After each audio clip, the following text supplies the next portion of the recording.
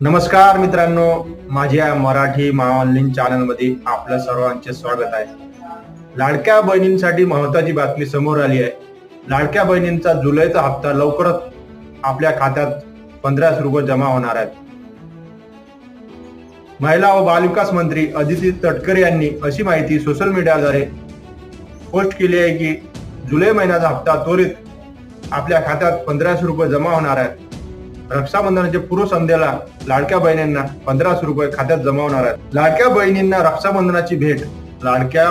रक्षाबंधनाची भेट मुख्यमंत्री माझी लाडकी बहीण योजनेत पात्र लाभार्थ्यांना रक्षाबंधनच्या पूर्वसंध्येला 1500 रुपये खात्यात जमा होणार आहे.